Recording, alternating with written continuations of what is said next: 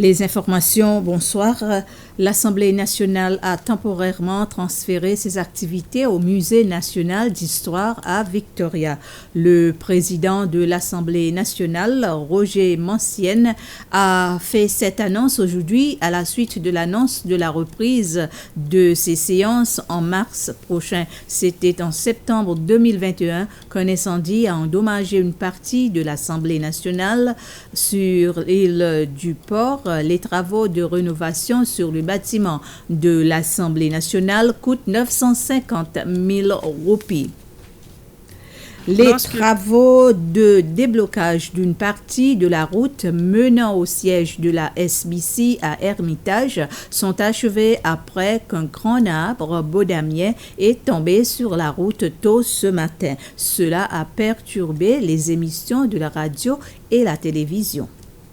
Lorsque le personnel de la SBC ont venu travailler vers 5h15 ce matin, ils n'ont pas pu se rendre à la station pour commencer à travailler. Et tôt ce matin, l'Agence des services de sapeurs-pompiers et de secours des Seychelles a commencé des travaux de nettoyage afin d'enlever l'arbre. La SFRSC a reçu l'aide d'un entrepreneur pour ces travaux. Merci beaucoup.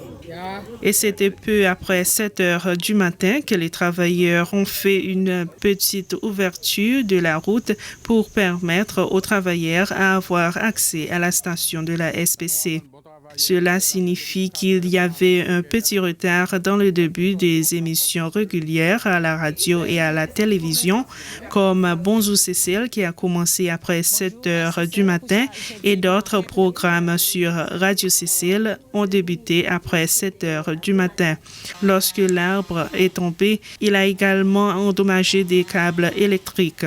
La PUC a pu rétablir l'alimentation électrique des maisons touchées. Les responsables de la PUC ont aussi dû remplacer une partie d'un poteau électrique qui avait été endommagé et ont également réparé plusieurs lignes électriques qui avaient été brisées. Les étudiants qui ont terminé S5 l'année dernière ont reçu aujourd'hui leurs résultats IGCSE, DELF et également les résultats aux examens nationaux.